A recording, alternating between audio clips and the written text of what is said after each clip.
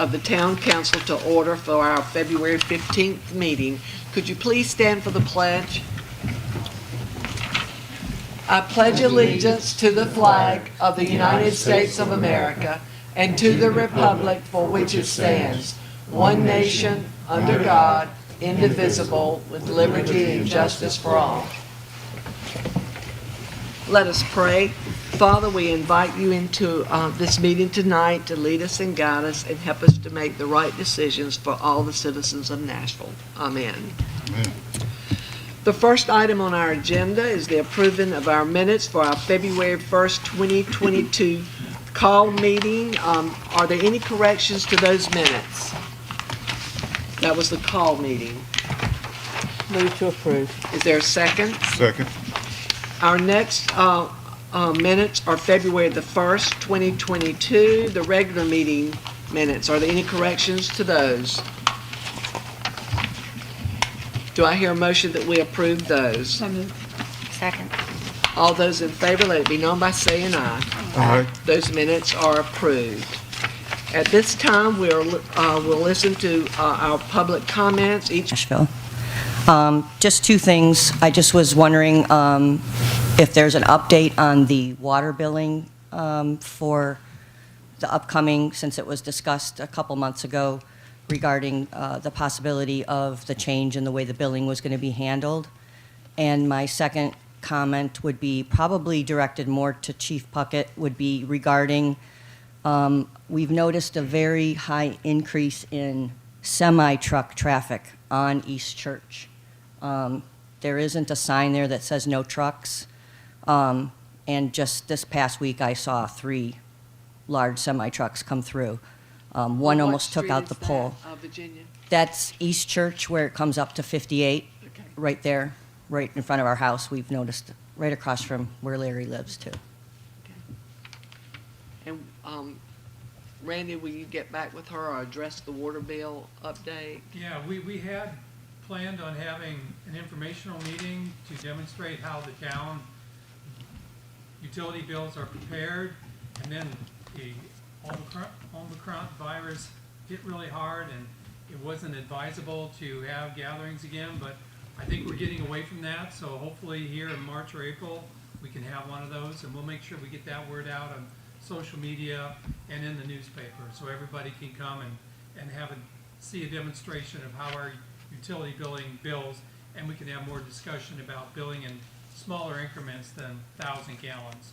You know, our system can go all the way down to 100 gallons. We could even bill it, I believe, by the gallon if you wanted to, but it's just a matter of moving the decimal point instead of 4.5 cents per gallon to per 1,000 to 45 cents per 100.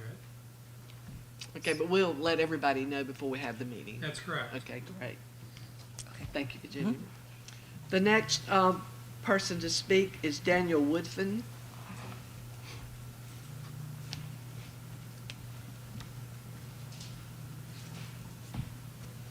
Good evening. My name is Dan Woodfin. I live at 503 Birchwood. I know that our family feel like we've been exemplary citizens, and we absolutely did not get a water bill. We pay the bills when they come in and when they are due. There's been many times where we've gotten the bill 3 or 4 days prior to the due date. When I went to pay the bill, I was told that the due date is the 18th, and if the bill's not paid by the 28th, which is 10 days, that the water's cut off. And I have a hard time believing that. No notice in the mail, no phone call, no text message to say it was late. And I think I would like to ask the council to review the policy on the late fee. They did say that there was a one-time waiver of the fee, which was going to be $50 to reinstate the water. For somebody that's never been late on a bill in 28 and a half years, I find it just terrible. Did they waive your pot? They did. Okay. And I did have some people call me and say that they They did not think they had, and I'm not saying this is you, but they said they did not think they had received their bill, and they talked with me about not receiving their bill. Then they called me back and said they were sorry that it was in a different form and they didn't realize it, and they had thrown it away. So I don't know if that could have happened to you That's or not. possible. But anyway, I mean, it used to come in on cards. right, Right. and And now it comes on and I'm the back sorry of it the, like the town events calendar. right. You Well, know, we it's appreciate. it's an envelope that comes to you now. Right. But we appreciate you sharing, and we appreciate you being. I mean, I just think that we should review the policy, especially, Sir, since we had a lot of cutoffs, we are.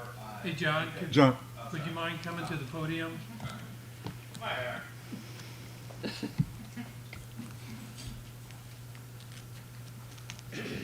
In February 2021, that is when the late notices were approved to not being sent out anymore. Since we've been experiencing an increased number of cutoffs every month, we are going to revert back to sending out late notices, and they'll be sent out the next business day after the due date, which is the 18th. Great. Is that? That's fine. that sounds good. We want to do what's right for our citizens and to keep them happy. Thank you, John. The next person to speak is Elizabeth Jones.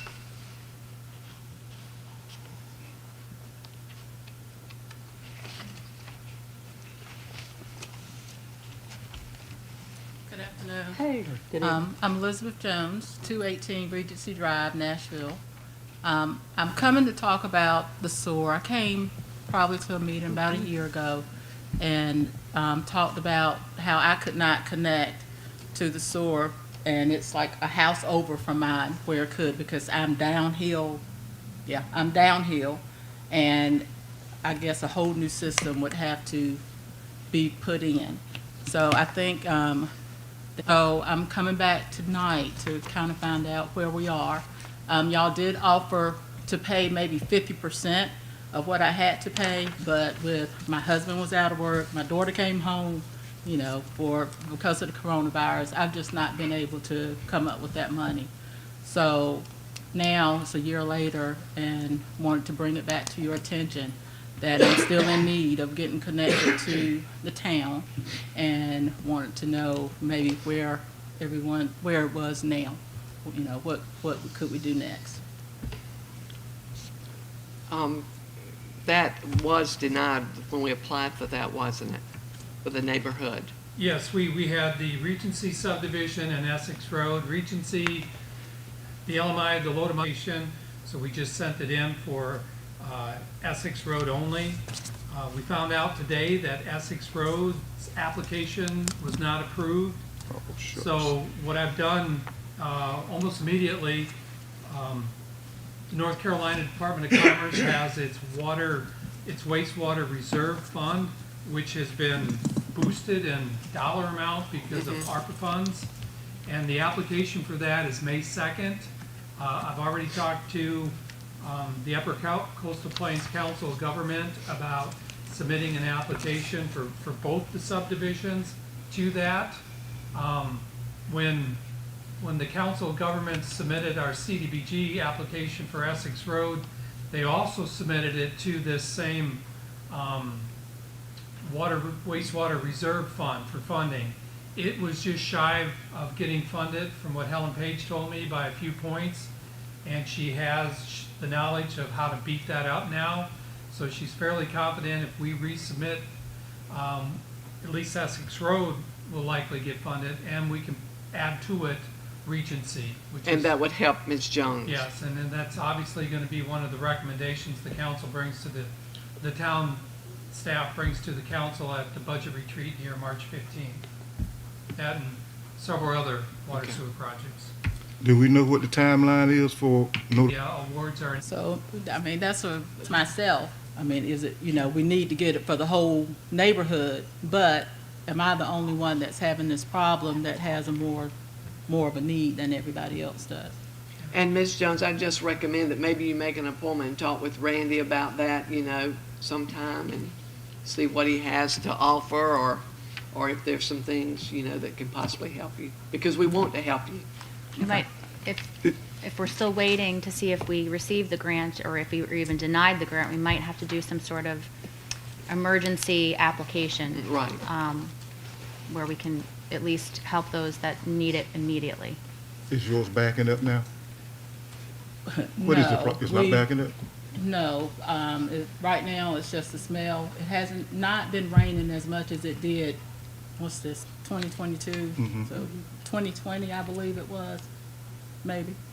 I don't know which year it was, but one year we just got a whole lot of rain, and yes, it was backing up. The rain hasn't been as bad, and when it does rain, I've just stopped washing, and that seems to help it. Because I don't want it, I'm doing everything I can for it not to back up. Okay. I don't want it backing up in the house.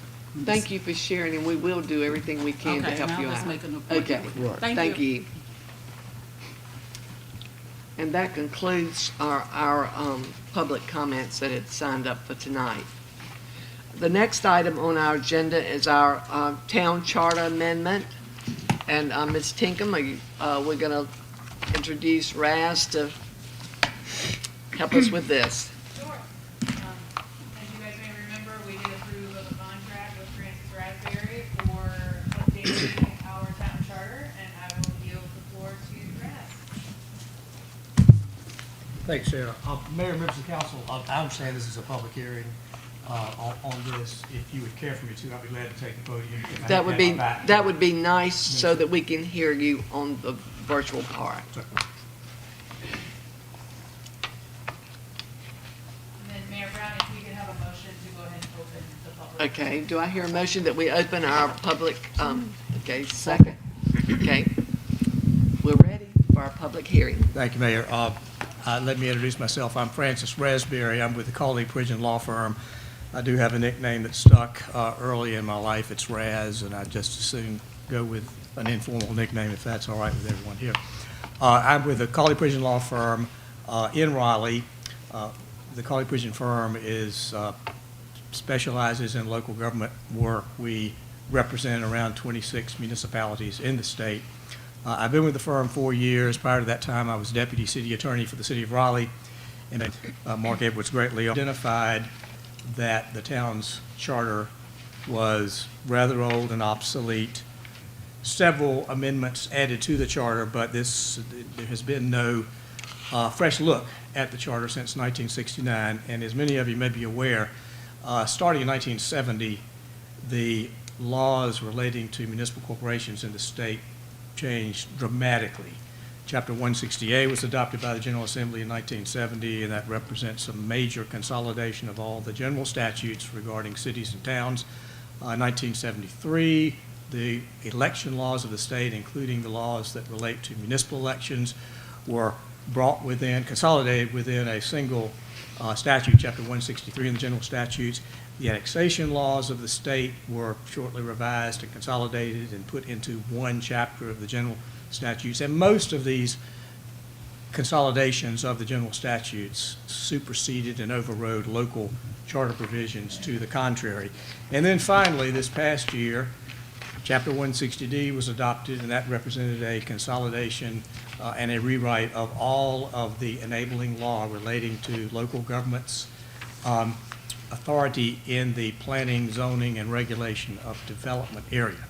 So the end result of all this is that there has been a tremendous trend toward unifying municipal law and putting it at the state level rather than the local charter level. Between local charter provisions and the general law arising, the General Assembly.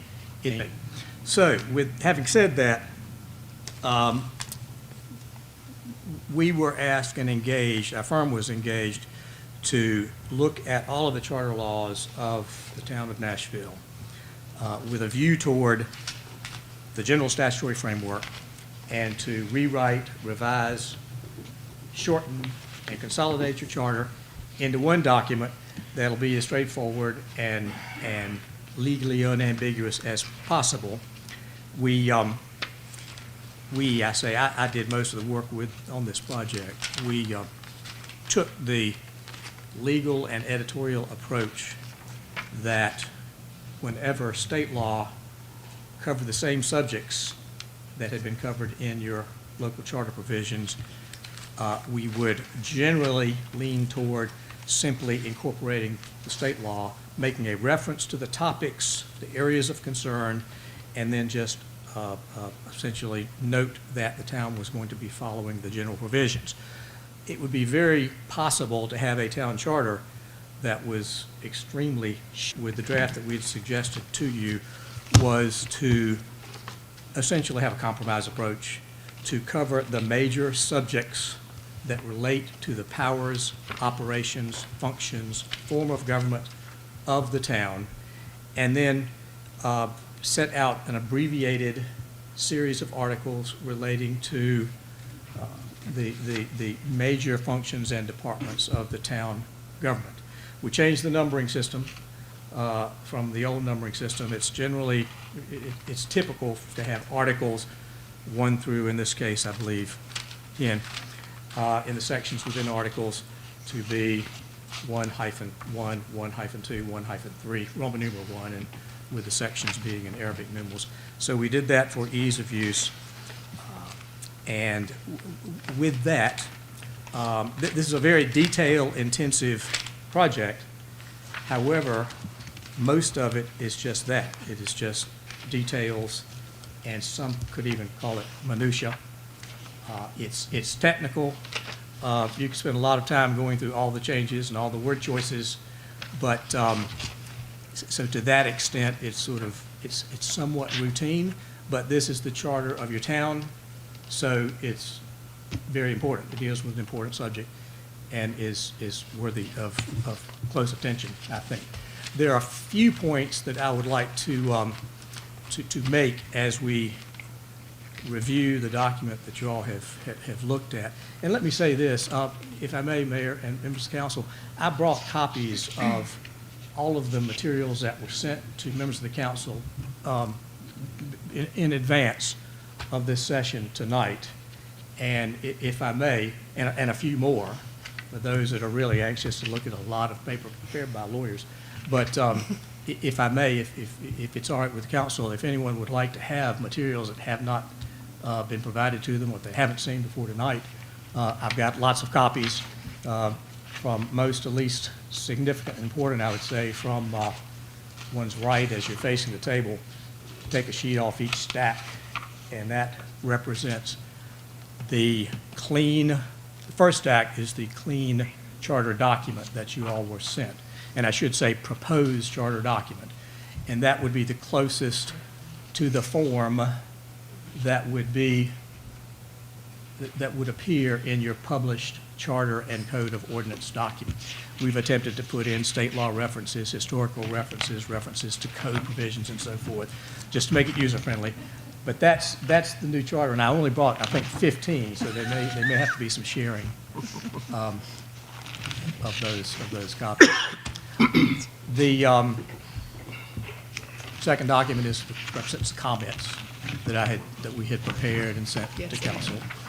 The third, I believe, is the marked up version that is just crazy quilt changes. The fourth is the old charter document. And the fifth is a list of laws to be repealed and consolidated. Finally, we've got the proposed ratified bill for introduction to the General Assembly that I think you all have seen before. Council, you already have all these documents.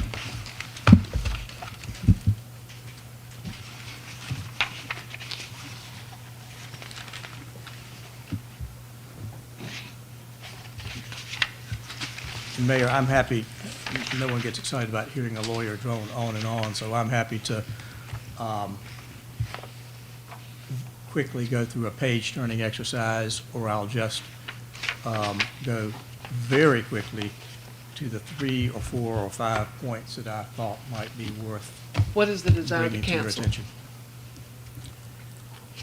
I'd like to hear those individual points that you were going to highlight, All Mr. right. Raspberry. Let me do this because there's very little that needs specific comment on a page-by-page basis, so I'll just go start to finish if that is all right. Generally speaking, incorporations, powers, and boundaries, this is what you see with most town charters. The only change that, other than reorganization and cleaning up some of the old and somewhat archaic language, I put a provision here giving the town the authority, which is contained in general law, to have the corporate limits either on an official map or through a narrative description of the area within the corporate limits, or some combination of those two. I think the old charter just says there should be a map. But generally speaking, and this was again the legal and editorial philosophy we took, was to simplify, to have the broadest grant of authority as allowed under general or local law, but also to give you maximum flexibility as a town to do what you would like to do, and to have the power, legal power to do that. Going to the second page, annexations, under the Article 2 heading, expansion of corporate limits. Section 2.2, about a third of the way down, is worth comment. You all had a local act that was adopted or passed by the legislature in 2008, allowing the town to have satellite annexations by a 100% petition, that is per request of the residents and property owners of the area, that exceeded 10% in area when combined with all other satellite areas. That's a local modification. If you look in the general statutes, you'll see a footnote right now that notes that you're among a list of about 20 towns that have the authority to exceed that 10% limit. I'm not sure the history as to that. I would expect that at some point there was a satellite, that is a non-contiguous area being annexed, that there was a satellite annexation and there was a need, you were getting close to that 10% limit. So this just carries forward an existing law that you have, puts it in the charter so it's there for ready reference. But that is something that probably is worth comment. Article 3 governing body. Again, this brings forward the staggered terms, the revisions that were approved by a local ordinance charter amendment in 1990 or 19. The one thing to note is that if there is a declared emergency, either by order of the governor or by a declaration, a local declaration, it's necessary to have an ordinance. And I'm not sure if you have an ordinance setting forth the actions that may be taken by either the council or the mayor if an emergency is declared. So you may want to look at that. But the way that we have handled that in your charter is to simply say those powers may be exercised to the fullest extent in conformity with state law. Section 3.4, all of those sections carry forward state law provisions. You all had in your current charter, you have fairly extensive provisions relating to residency requirements, council vacancies, compensation for council members. Our recommendation is to just follow the state law. You had some provisions that just give rise to questions, which law should be controlling. And we think going to section 3.5, again, you had more specific provisions in your charter concerning regular and special meetings. Those are all covered by state law. I think if you want to get more specific about that, the Code of Ordinances is the best place to set out the mechanics of calling for meetings rather than having that be in your charter provisions. And as you all know, the state charter is adopted by the North Carolina General Assembly. So there's a sense of permanence and significance.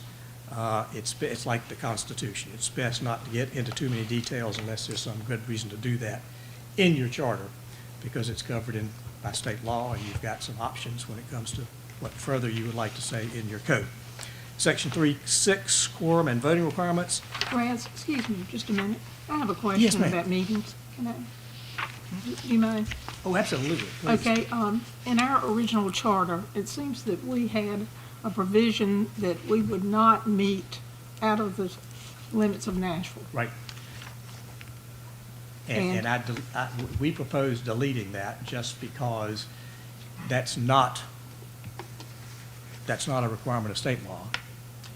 And if you have that as a policy, or even if it's in your town code, in our view, that's a better place to set out something that is that specific, that kind of a procedural and policy requirement. In our view, we would recommend that you not necessarily tie your hands down in the charter. It can certainly be, it could be put back in there, but our recommendation was. The beach. So it's not listed in the charter as such, but the town, Suggestions. There were numerous instances in lieu with a draft, a recommended draft. We had to sort of wrestle with those questions.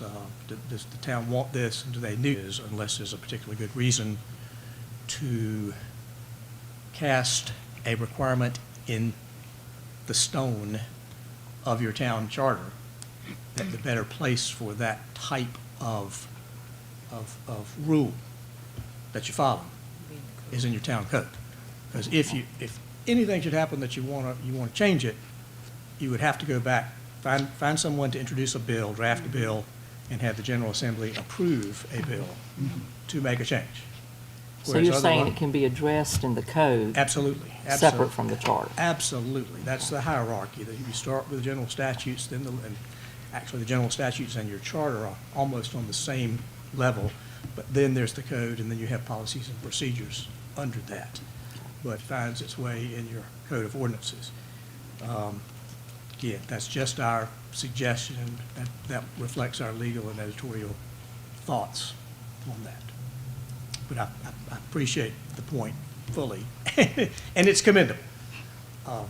It is your choice on that, of course.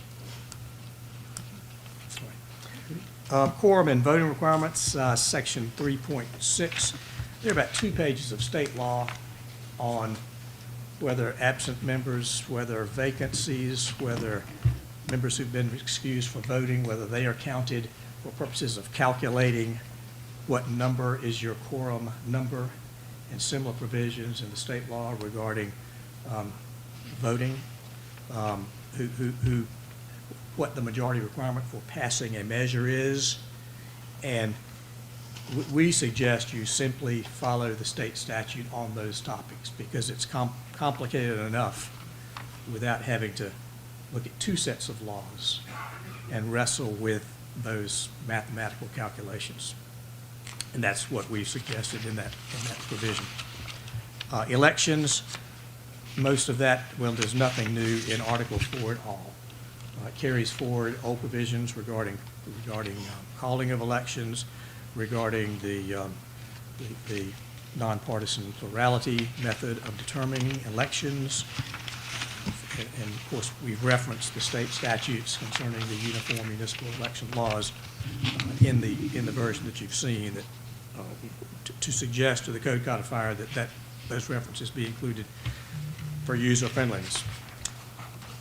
We have added, going down to organization administration, we propose adding section 5.2 that reflects the state statutory powers and duties of city managers. I think the charter might have been in effect before you adopted the council manager form of government by way of a local ordinance change. So your charter didn't have the manager even mentioned in it, though the clerk and finance director and some other officers were mentioned. So we just added that, and it carries forward. It basically tracks, subsections 1 through 8 track the state law as to the functions and powers of the town manager. Likewise, as to the acting city manager and interim city manager, those were addressed in your previous charter, section 5.3. And we have not simply restated the state law. We have tried to put in language that is town of Nashville language that sets out as plainly as we can provision move and the interim manager, the distinctions between those two. It's consistent with state law, but it's in words that we, before the council shall appoint a town clerk. That's state law. And this just is consistent with state law, and it's been that way for as long as I've been practicing municipal law. The town clerk is appointed by council, and the town clerk is ultimately responsible to the council. And if there are any issues, the town council would have termination as well as employment responsibility. Yes, ma'am. Does that mean that the council is in on the hiring process? When you say Yes, absolutely, absolutely. never? We were not a part of the hiring process. Larry, can you? Do you No, it's recall always, that? as far as I can recall, it's always been left up solely to the town manager. We And- never had any input And in it. HR. And when I read that, I thought, whoa. Well, that level shall appoint a town clerk in that. Well, interestingly, though, it doesn't say shall employ. So could it still be that it's the town manager who hires, and it would kind of be our appointment of someone that is given as an option? If I may say this, this is not an unusual question, because you have, and this is true particularly in larger cities that have in-house attorneys. I was with the Raleigh City Attorney's Office. The City of Raleigh's attorneys were classified employees of the town. They received paychecks. They were subject to the personnel manual. They were subject to the civil service. They basically were treated as city employees in every way the same as every other member of the classified position system of the city, position payroll system of the city. So the question of ultimate authority to hire and fire and so forth, that's covered by statute. The city attorney is directly responsive and responsible to the city or town council. Likewise, the city clerk. It's also very typical that the clerk and the manager and the lawyer work very closely hand in hand and collaborate as part of the team. So I'm not surprised that the circumstance may arise where the clerk is appointed, and the clerk is on the payroll, and the clerk serves the council and serves the town, and the distinction concerning who's employee or who is directly, the clerk is an employee of the town. There's no question about that. If you had an in-house town attorney, the attorney would probably be an employee of the town as well. But the direct responsibility, when the rubber meets the road, should there be any issue, should be a vacancy, you'd have to hire appoint and hire a new town clerk, then ultimately I just would suggest that in the future, that at some point there'd be action by the council approving that. But again, Mark, I don't know if you have any comment or thoughts on that other than what I've said. I don't want to talk that. Mark and I have been, he's been collaborating, we have been in town. I certainly don't want to usurp his position on that topic. And if No, but nothing really more to add other than the town council names who the clerk is, but you can tweak what you do in the future if you wish, but I mean, it's not unusual that in carrying out the hiring of the town clerk, that the staff, the town manager will be the one managing the process, whereas ultimately you're making the decision. And this is just probably highlighting something you might not have realized. But I mean, but you have the authority to, if it ever comes up again, when it comes up again about the town clerk, I mean, you work with the town manager and telling the town manager how you want that process to work, and then he carries it out. But then it comes back to you ultimately for a vote. But I guess in the past, we were never asked. Yes. And we were never in on interviews. It was always after the fact. Right. Right. And you could be in it as involved or as not involved as you wish. And that'd be for the council to decide. I guess. We have the option going forward. Yeah. Yep. I don't think there's an option other than these words that appear in the section of the charter at this point, because that again, that's straight out of the state statutes. When you say shall, Purposes, in my view of that, is the General Assembly is requiring every municipality to have a town clerk. There are just certain basics, and that is holding meetings. Meetings have to be at least once monthly, and you have to keep full and complete minutes, and there has to be someone to do some of those official duties that relate to keeping records of the town. So I would suggest that that probably is part of the purpose there, is the legislature is giving a directive to towns and cities that the council, which has ultimate responsibility for the town, has to name a clerk. There has to be a clerk. It's in the statute, so I don't think editorially there's much of a choice there except carrying forward that language. Regarding the other offices that are mentioned here, finance director and tax collector, my understanding is, and I think this is typical in medium to small municipalities, quite often the manager holds those duties, but these are statutory responsibilities. So we simply have stated, we've provided language that there shall be someone to be the finance officer as required under the Local Government Budget and Fiscal Control Act. That too has been consolidated by state laws. The Local Government Commission and General Assembly pretty much set out the rules for managing the finances and the bookkeeping and the budgeting of your town. Likewise, the tax collector. My understanding is the town is doing that directly. Raleigh, for example, contracts with Wake County, and they do all the tax collections. This keeps all the options open. And I will say this, there is a general statute that allows the town to exercise the maximum degree of authority and power as between something that's in your charter that is also authorized by general law. So in this event there is any inconsistency or any ambiguity between general law and exactly what the words in your charter say, Chapter 168(3) of the general statutes states that all options are available to the town under the broadest grant of authority, whether they are found in your charter or whether they are found in general law. Town attorney, same language at 5.7, town attorney, same language before.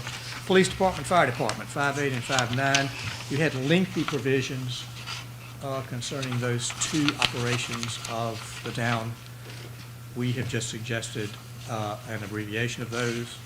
There's a state statute that sets forth the full complement of responsibilities and duties for both of those operations of the town. We would just suggest that if the council wants to be more specific in the direction that it provides as far as fire prevention, fire protection, and law enforcement services, that the Code of Ordinances would be the better place to do that as opposed to your charter. Article 6, contracting and finance. Adopting general law, we broadened some of the language because your code, your original charter did not cover all the contracts, the categories of contracts that Nashville over time engages in. So we've modified that language slightly. Section 6364, the official depository, the bank that keeps the funds and accounts, control and management of your funds, the requirement for the annual audit, all of that straight out of state law. It sets the stage, gives you the basics. We hope it doesn't give you too much information, but it provides some form and substance to the organization and structure of the town. This evening earlier. Section 7.1, extraterritorial planning jurisdiction. In 1985, the town had passed, or the legislature passed, a special act relating to the authority of the town to exercise planning, zoning, and regulation of development power outside the corporate limits in the extraterritorial or ETJ area. Under the general law, towns that are, let's see if I can get these numbers straight, towns that are under 5,000 population may exercise extraterritorial authority up to 1 mile. It is only towns over 10,000 population under this local act in 1985 changed that. Per the local act, you all have the authority to designate your ETJ area with an area up to 2 miles from the corporate limits. Chapter 160D that was adopted by the General Assembly effective January 1, 2021, set out the uniform standards. And in this case, under the uniform standard, Nashville is only supposed to go 1 mile. I think you may very likely have some ETJ areas now that go out beyond 1 mile. I'm not sure, but you had that authority. I don't know if it was exercised or not. This carries forward, this section that we have added in your charter carries forward that special act authority to go to 2 miles. The Chapter 160D revision repealed local acts that were inconsistent with the state standards of how big a town had to be before it could go to 2 miles. Does the town feel that it would like to retain that option of having some or all of your ETJ area go out as far as 2 miles from the corporate limits? And it's not all or nothing. It could just be certain areas, depending upon how the ETJ boundaries are adopted and how they're drawn in your official records. But that's and Art and I have discussed this. I think probably the uniform law repealed your local act. So you'd be reviving your local act to give you some authority that towns of your size probably don't have right now to go out so far. And the question is whether you would like to retain 7.1 as we have included it for your consideration. If not, we of course would delete 7.1 and renumber 7.2 and 7.3 as section 7-1 and 7-2 of the proposed charter bill for introduction. And the only other thing I have to add is that a couple of typos were pointed out this evening to me. I told Randy we had 2 sets of lawyer eyes and 2 sets of paralegal eyes proofreading our work product here, and it never fails. There will always be a typo or something you miss. Section 5.2 of the charter, there's a provision that relates to the town manager's duties, and 5.2 sub 1 provides that the manager has the authority to removal is not otherwise provided for by law. Well, the clerk is probably provided otherwise by law to be appointed by the council, but we would just suggest that to be perfectly clear, beginning in the first sentence of subsection 1, that be written accepting the city attorney, comma, city clerk, comma, and those offices elected by the people. I just have a quick question. I just Sure. looked up exactly what we were talking about in Coates Canons, and it was saying how in a county situation, the city clerk is appointed by the council or the commissioners. Mm-hmm. In a mayor controlled Mayor council. Form of government, it is appointed by the council. But in a manager form of government, the specific language, and I just looked up the language, states there shall be a city clerk. So can you point me to I just looked up General Statute 160A 171. So it says there shall for that language. I did not bring all my statutes and background material here because I can point out pointed by the council. And if I may. Sure.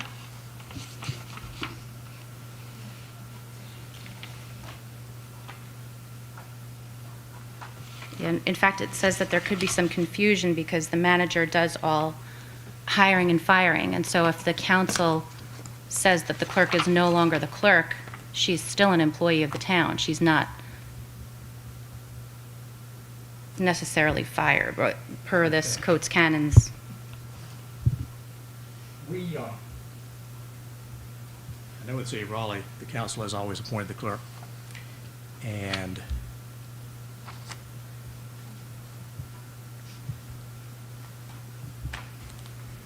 And frankly,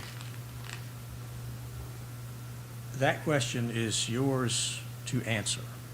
if you would care, honestly, my impression was the clerk has always been appointed by the council here. That was my impression.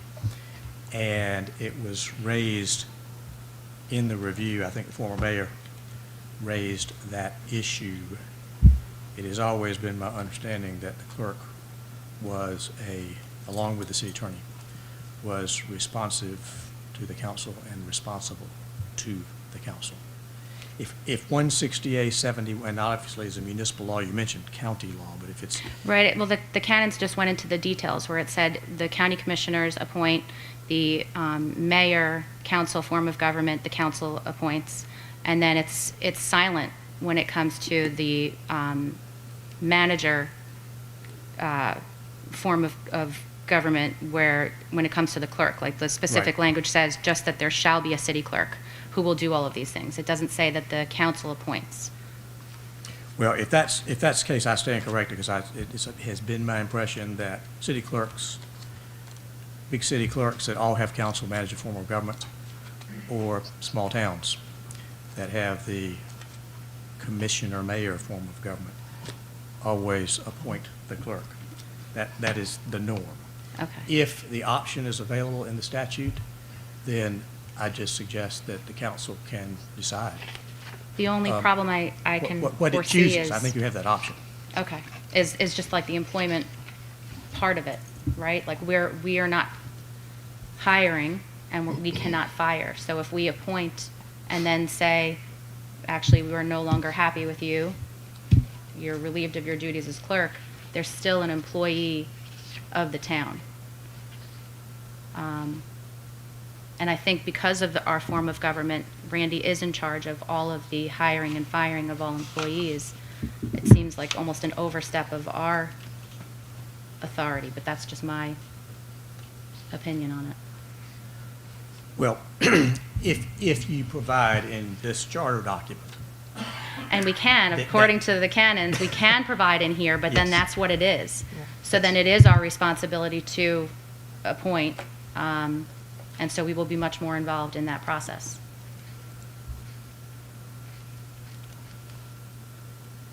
But as far as what the statute says, it just says that there shall be a city clerk, so it doesn't specify that we would be the ones to do so, or that we have to be the ones to do so, which is maybe why we haven't done that in the past.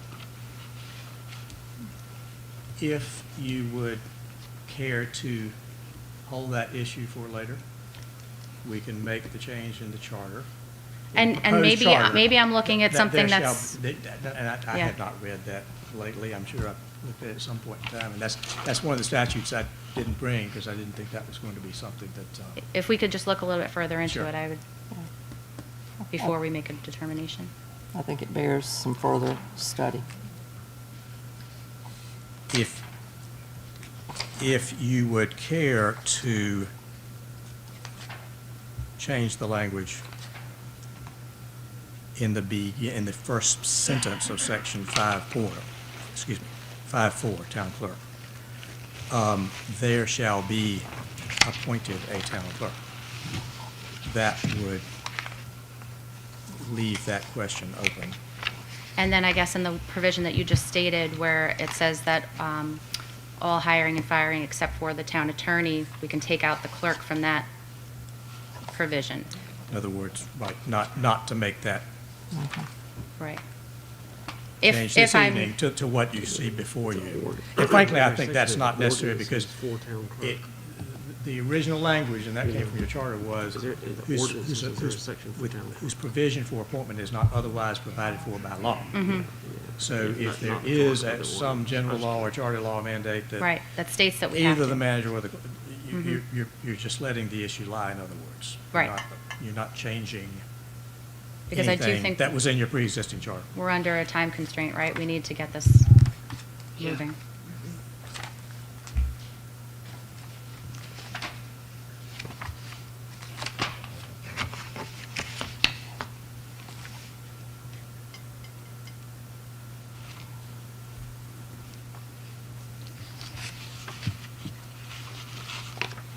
So tell me one more time, how are you changing that wording so that we can go and get this moving?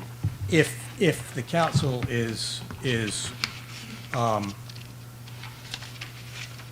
is comfortable with that, we might just suggest that section 5.4, town clerk, in the first sentence, be amended so that it should read, rather than reading the council shall appoint a town clerk,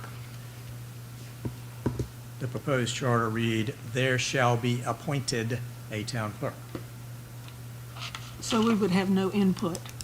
Well, if we've just put the town clerk shall be appointed, it leaves it open. And then there's a section in there that states that the manager is in charge of all hiring and firing except for where it states otherwise by law, including the town attorney. And so if I'm reading this incorrectly, and it still says somewhere that the town shall, the council shall appoint the clerk, then that's still a possibility. It's just leaving it a little bit ambiguous. Yeah. And it would leave it open to have an input. If we appoint, yes, per the statute. And that, again, it's a decision for the council to make.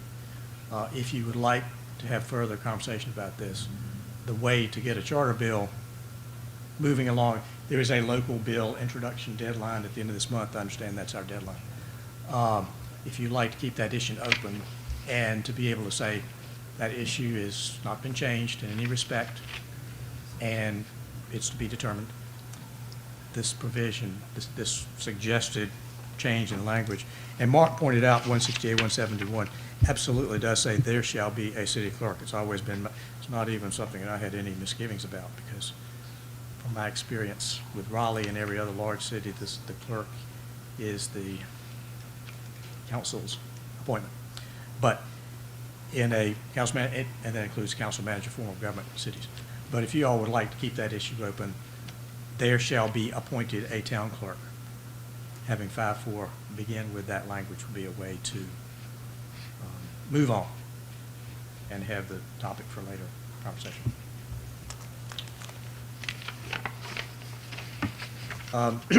The word board appears in section 5.3. That should be changed to council. That was an artifact from earlier charter language before you had changed the name, and we just didn't catch it. Okay. The ETJ. That's hearing for Second. cancel. I know we're sort of putting tonight. I think so long as we make those changes, we're not have the authority to Right. fire and hire. I'm fine with, Could you put that into a form of a motion? I make that in a motion. Second by Louise. All those in favor, let it be known by saying aye. Aye. Aye. Okay, with those corrections, yes. What Randy. about the 2 mile? That also. That includes- also, Yes. she said with, Okay. Yes. okay, thanks. So very much. Okay, so we'll move forward with that. The next item on our agenda is our special event permit public hearing. So Randy, do you want to introduce? It would be hosted at the Elks Lodge, which is the former Birchwood Golf Course Clubhouse. And once Travis is finished passing out his things, he's got a PowerPoint presentation. Mayor, if you'd like to open the public hearing on this event? Do I hear a motion that we open the public hearing for? So moved. Second? Second. All those in favor? Aye. Okay, Travis, it's your floor. Thank you. Would like to say a little bit about myself and why I'm doing this. So my name is Travis Hedgebeth, and I'm from Nashville. I grew up here and have fond memories of being here. I remember being as a kid, the town's only about 5 miles wide, so anybody with a bike could travel and get around and do whatever we wanted, and I took advantage of that. Beth, he was an insurance agent here in town. He was an insurance agent for about 30 years. It was December of 2005, he was diagnosed with lung cancer, and it was a shock to us all because he never smoked. And so for the next about 15 months, and I really didn't try to raise money for cancer research. I was 22 at the time, and just life happened, and I really never did anything with that organization. kind of fast forward, I picked up running. I enjoy running. I do marathons. This past October, I was running in my 8th marathon, and around mile 5, this idea of this organization that I created 14 years ago just came up, and I kept thinking, and I wanted to do something about it, and it to raise money for cancer research. And so that's why I'm here tonight, to propose this race to the town council for your approval. One of the things that kind of stuck with me from my dad's dying is just my view on life and death. Death is part of life. It's going to happen to us all, even if we find a cure for cancer. About extending lives. It's about giving kids with cancer an opportunity to grow up into adulthood. It's about giving those young adults with cancer an opportunity to see their kids grow up into adulthood. And it's about giving those grandparents with cancer just a little bit more time to see their kids and grandkids and be a part of their lives. This race is more than me. It's more than my dad, and it's more than cancer research. To me, it's about being a part of something bigger than ourselves. It's about doing something with our time, whatever we can, and then it's about making memories that in the mod. Like I said, I created a non-for-profit organization. It's called Keep Swinging. I played baseball growing up and played golf, so that's where that name came from. And I'm partnering with the B Foundation this year. B Foundation, their motto is to save lives and find cures for cancer. So that goes with my motto and my theme. And they're a national organization, so in order to help grow and get my why I run and why Nashville, again, like I said, I'm from here, and growing up, I didn't really run. I didn't know anything about running. I don't think it's very popular, for at least back then it wasn't. This is just some numbers that races in 2022 that will happen this year. As you can see, there's probably 36,000 races that will happen this year. And I break it out by kind of areas. In eastern North Carolina, there's only going to be about 80, and half of those are in Wilmington, so you take away that. And so in Nash County, this actually already includes the races that I'm proposing. So I'm proposing a 5K, 10K, and a half marathon. And so without the races I'm proposing, there's only races in Nash County this year. The idea, like I said, is it's bigger than just a race. I think it could be a big part of this community and really make Nashville, put it on the map even more than it is now. I think it could be a partner and be the fall festival of, the blooming festival as in the spring. And I really think, if the town can come and be a part of it and grow with it, then it could really be. I've hired the Embers to come. There's only going to be I'm expecting 300 runners, but the majority of that is just going to be people that come from around to see the band. And like I said, with adding probably a marathon and just support of the town, I think it can grow. This is just the reach that I'm going to try to get involved with this year. I'm going to be on the ground in Nashville, Rocky Mount, Raleigh, Greenville, Wilson, and Wilmington to try to get the word out. And then also I have various digital campaigns that I'm going to use to get the word out. This is just the highlights of the actual race research and to provide the town of Nashville with a fall festival. Some of the race day logistics, community, so I would have a police officer at each one of those entrances. There will be no road closures with 300 runners and around the Circle neighborhood, and really taking the inside loop. Been in communication with the town police and also the town fire department, so we will have Nashville Fire Department and EMS on site. I've hired a company called Set Up Events. They're going to do the timing and be help for race day management. And then put up DOT signs around town just to make sure everybody on race day is aware. Everything will be held. So that's all I have for the presentation. Also included in the packets are some frequently asked questions that I've started. That's my letter that I've prepared for sponsorship. Have any questions, council, for Travis? I have a question, Travis. Have you already talked with the Elks Lodge regarding this as far as trying to establish? Yes, ma'am. I've paid my deposit. Okay, And all right, so I've you've got, approved that with that's them. all in place. So basically what you're looking for now is the town to give you a go-ahead to say that this is something we would want to participate with you in. Yes, ma'am. He's always talking. I met him out there at Birchwood when he was doing this idea. He's come up with all this since then. He put a lot of time and effort into it. I know it's your decision, but this would put the town of Nashville on the map for this. These are very popular. He has the expertise, the knowledge, and he's gone out and hired the company that specializes in this. And I like the idea too. I happen to live over in Birchwood, but I think it's a great idea. I like the idea that it gives the town a festival in the fall that we have sort of talked about. And I've had family members who also have died with cancer, so I feel for you in that regard, Travis. And I think this is a great thing that you're doing.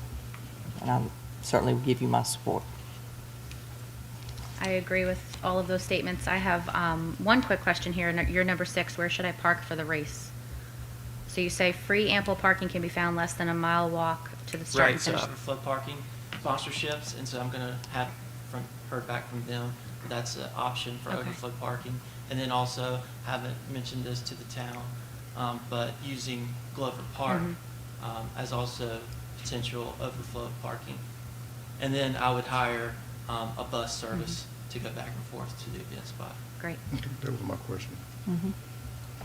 Do I hear first a motion that we come out of this public hearing? So moved.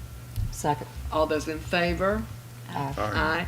And now, do I hear a motion that we approve Travis's special event? So move. Second. Can I just add one thing?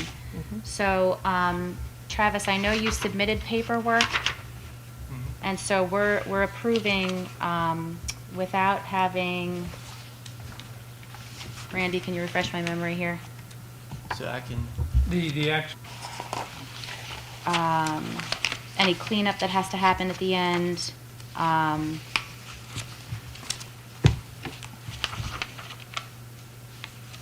Is there anything we have to worry about, like liability? I believe that finalization can happen between now and October when the event comes. Okay.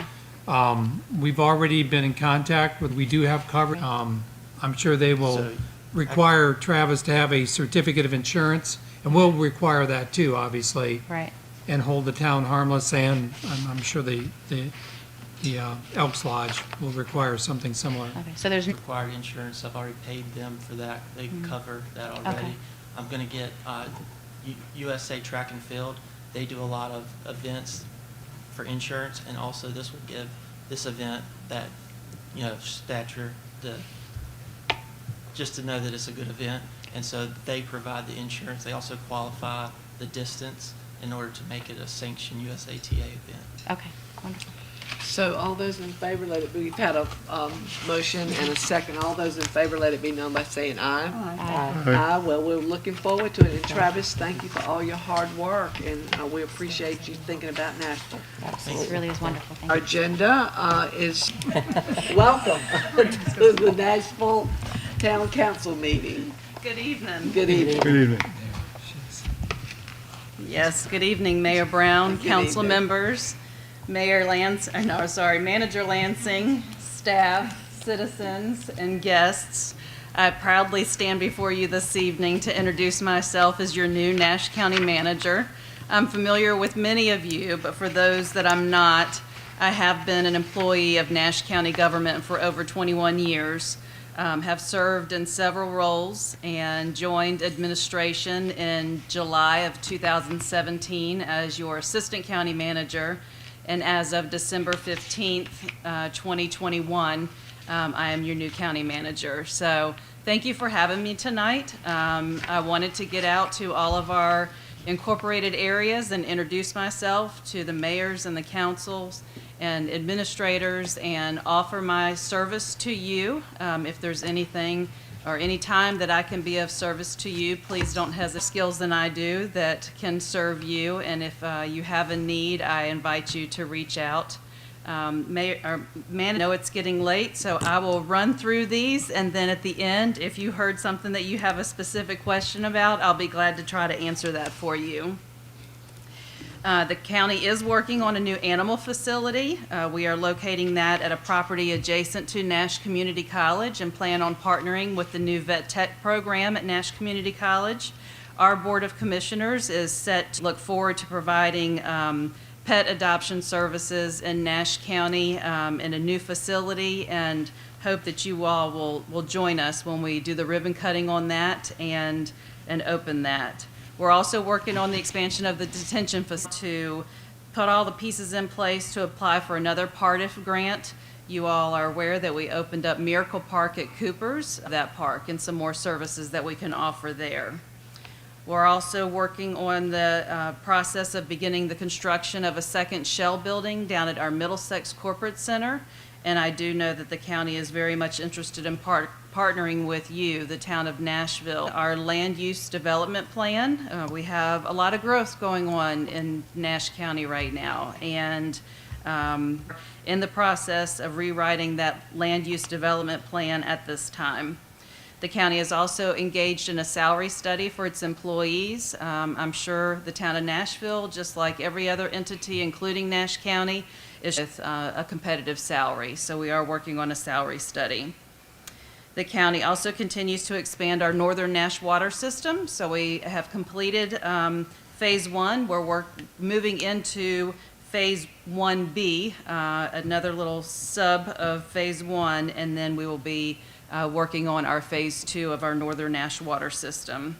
Of course, Cloudwise has been a partner of ours for a number of years now to try to expand high-speed internet service across the county. It seems the feds change the rules, the guidelines for money changes on us, and then, of course, that technology is changing rapidly. So we are constantly sitting down and evaluating how to continue that project and try to provide high-speed internet service to all of our citizens. And then, of course, the Red Oak Elementary School is underway. That project has started, and we also are interested in supporting the school system and constructing a field house at Northern Nash High School, much like the one that we have at our southern. We're all very busy. But did you have any particular questions about anything that I mentioned there? Have they broke ground? We will be very interested in hearing how things. Thank you so much. From within. Me too. Rather than reaching out. And I do have one request, but I'll talk to you personally. Okay, thank you. Thank you. Thank you. The next item on our agenda is an update from Carolina's Gateway Partnership by the Vice President, Oppie Jordan.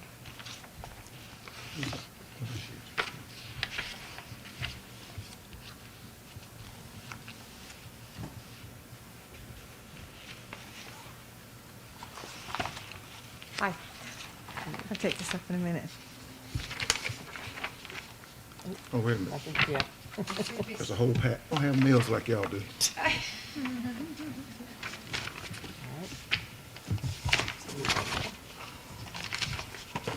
think we got it now, right? I think I got it now. Everybody got one? Yep. Did you get one? I got mine here. Okay. Wait a minute, one short? I think it's coming. One short. Oh, it's coming? I think it's coming. Okay, all right, good. Thank you.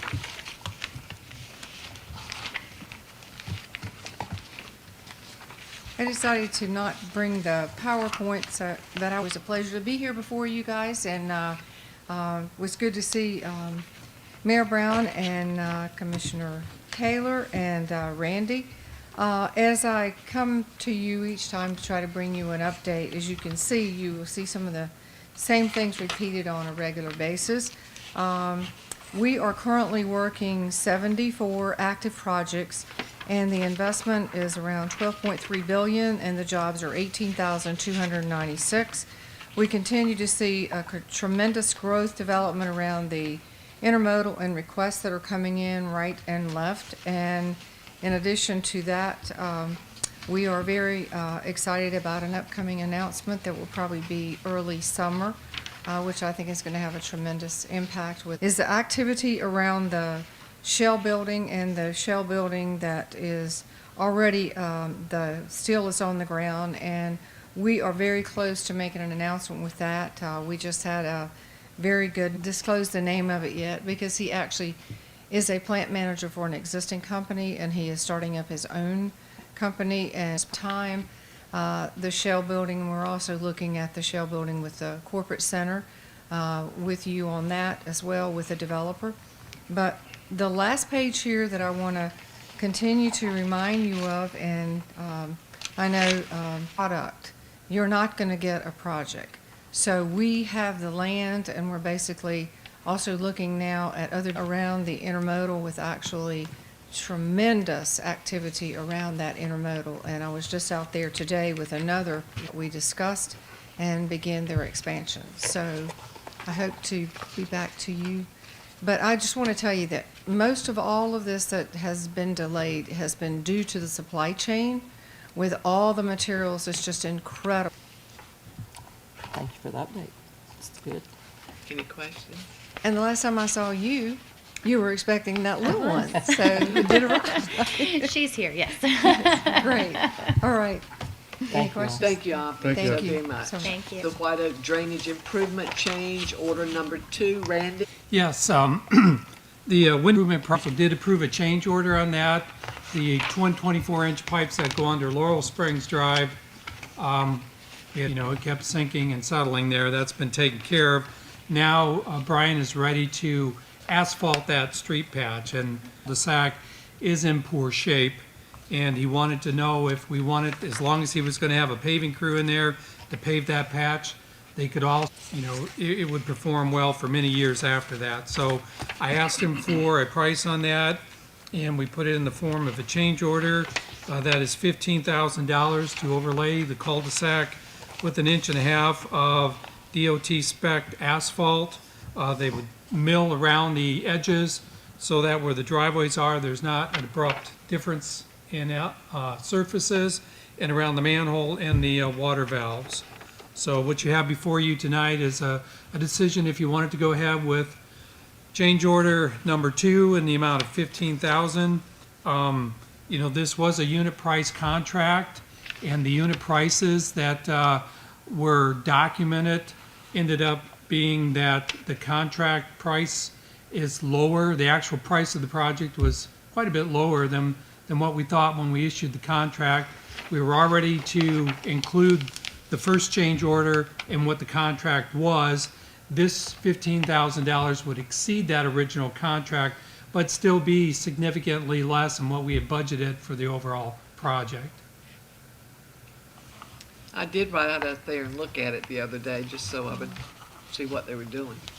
Looks nice.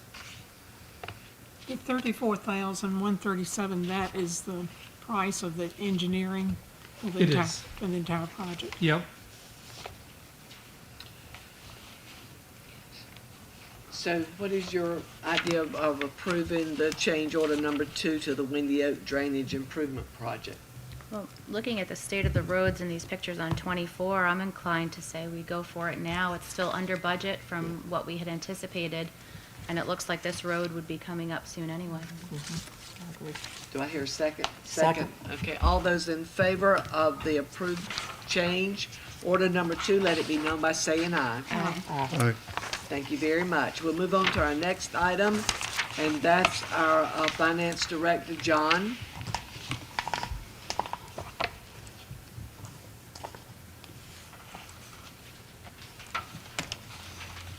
Hi. We took your comments, corrected the changes that you had asked for in the last meeting. You guys should have the unpaid property tax as of today. Yeah, that's as of this morning. Have second notices already been sent out to these on this list? Yes, Yvette sent those out last week. Okay, and do you know, have you had any individuals or companies come in to pay based on their, I noticed I overheard at least 4 today. okay, all right. And I looked back at last year, we're at like 93.5%, 94% today, and we're at a similar, Might have the rest of the council, but there were two. and everyone that was over, I think, I want to say it was either 1,500 or 2,500, Right. but we'll follow up again on the larger amounts again. Wonderful, thank you. Any other questions for John? When were these going to be published? They are going to be published in the first 2 weeks of March. So we need to vote on that, right? Correct. Okay, so if you'll look at the recommendation is to order the advertisement of unpaid 2021 town property taxes and tax liens in compliance with General Statute 105-369A-C between March 1st and June 30th, 2022. He's already sent out the second letters, so we just need a motion that these be published then. Do I hear a motion? And just one quick note, if someone comes in on that list and pays tomorrow, they won't be on that publication. You'll I take, just want to make sure that yeah. was conveyed. Okay, Ms. Hinton moves second. All those in favor, let it be known by saying aye. Aye. Thank you, John. Thank you.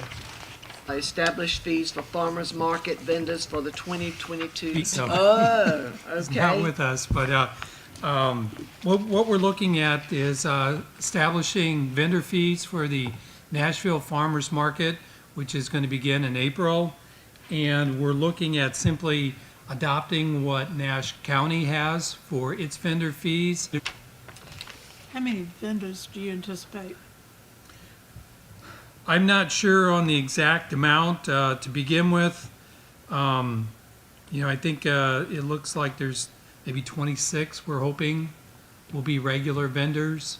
And then, of course, we'll have the guest vendors for the... Do you think we're gonna be ready in April? Because I see it going on back there under those ships. I don't think they poured it yet. Michael assures me it won't take very long to get those ready. He thought the concrete padding and the lights, the outlets, the fans, and we're pretty much ready to go. The only thing that he's still working with, there was the design. Okay. Are we gonna pull the larger one down before we do that, or we're not gonna worry Well, about that right that's now? what we have in the agreement. I haven't talked to Michael directly about where he's at with taking the larger structure, which is in the worst shape down. I'll follow up with him on that. That hasn't come up in a conversation with Michael as of late. If you know Michael, he's always talking about the next thing, and Well, my concern is, because I'm seeing so little progress going on, I don't want to wait till the 11th hour, and then you got the rush, because when you're rushing, you're gonna do a halfway job. I don't want to use my other adjective. Well, we don't want it to a be- half a job. I want it done right if we're gonna do it. and we don't want it to be messy for the opening day I feel either. confident miss he'll it. do a good job and, But you got to get to moving sooner or later. Yeah. And Randy, the farmer's market will be open from 3 to 7 on Fridays, is that correct? I believe those are the hours that we've stated we'd start with, yeah. Is it Well, 15? it's 1,500 a month, but it doesn't begin until the first market starts. The payment of the, do I hear a motion that we approve these fees for our farmers market? So made. Second. Second. All those in favor, let it be known by saying aye. Aye. The next item on our agenda is a rural business development grant to design a streetscape plan for Barnes Street, 2-block section of Church Street, and a block section of Body Street. And I'll let our planning director, Sherry Moss, tell you about that. Good evening, everyone. I won't be before you long. So the Downtown Strong Advisory Board and planning staff has been working with Withers Revenue in regards to proposing a streetscape plan for the municipal service district. And so with a focus on Barnes Street, Church Street, and Body Street, some areas of that.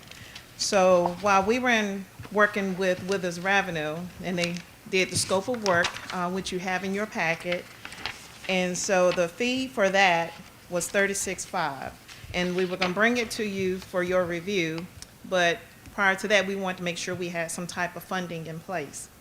So, and once we did that, then we want to take it back to the Downtown Strong Board. However, prior to taking it back to Downtown Strong Board for grant funding discussion, Withers Revenue reached out to me and said, hey, we have opportunity for you, for us to complete a grant for you. And it will cover the full funding price, the cost of the grant, for the grant or for the project. With only being, so the $36,500, which would originally come out of the MSD funding budget, it will only be $4,000.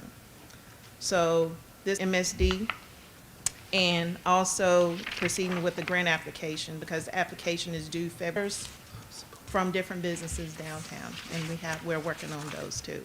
And so I do, if you'd like to hear feedback from some of the MSD board members, we do have one that's here. Susan Phelps is here, and I believe, Kate, I believe you're, or Lynn, who have some knowledge of, or like to speak on behalf of this plan. Well, and I guess the only question I had, or confirmation, was that the $4,000 will be paid by the MSD or by the downtown staff. Yes, Right. and I will, just to give you a rundown of some of the grant, what it applies to. So the RBDG is a competitive grant designed to support target areas that have fewer than 50 employees and less than $1 million in gross revenues. And towns, communities, state agencies, authorities, nonprofit corporations, whose maximum grant range from $10,000 to $500,000. In this case, our project cost is $36,500, and all that will be coming out is paying $4,000. And how the grants will be, or how the funds will be used. So you have two categories. It will either fall up on the enterprise or opportunity grants. And if you have the fact sheet on page 68, there you have a list of enterprise that lists training and technical assistance, such as project planning, business counseling, training, market research, feasibility studies, etc. And you have acquisition or development of land, easements or rights-of-way, construction, conversion, renovation of buildings, plants, machinery, equipment, access streets and roads, parking areas, and utilities, along with community economic development, technology-based economic development, feasibility studies, and also opportunity grant funding has some of those same listings as well. So like I said, we're here asking for a recommendation for approval to proceed with the grant application and the project. And the grant's due February the 28th, right? Yes. What is the desire of the council? I make a motion, we move forward with the grants application. Second. And with obtaining the streetscaping. And we have a second. All those in favor, let it be known by saying aye. Aye. Motion carries. Sherry, one thing I did want to add, when we're having them do their full plan, I just want to ensure the junction is annexing into the MSD. Okay. So to just be included in that, since it's at the end of, And I believe that will be in discussion. We do have other business in discussion for the Municipal Service District and Downtown Nashville Strong meeting coming up on the Good. 21st. Thank you. That'd be good. Thank you. Thank you so very much, Finance Director. I know you're popular tonight. Budget Amendment 14, this is just recognizing a grant that Nash Arts gave the town, increasing the revenue budget and also increasing the budget in Parks and Rec's advertisements in the amount of $500 and $4,050 in contract services. Do I hear a motion to approve the budget amendments? Move to approve. Second. Second. All those in favor, let it be known by saying aye. Aye. Motion carries. All right, all Thank three? you. What? All three or? Oh, that was just No. one. Just one. That one. All right. All right, Budget Amendment 15 is, that is essentially the same thing, recognizing a $1,500 grant from LBJ dealership and for park and the offsetting expenses to Parks and Rec supplies. Move to approve. Second. All those in favor, let it be known by saying aye. Aye. Okay, next one. All right, this is, Second. Second.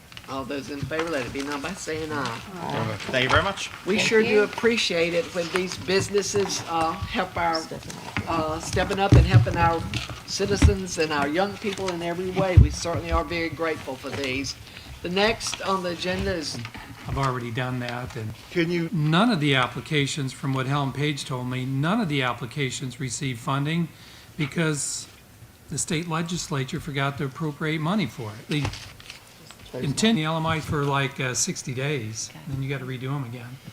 But, you know, with a lot of the state programs, yeah, because these two neighborhoods in question, we need Yeah. to do something with them.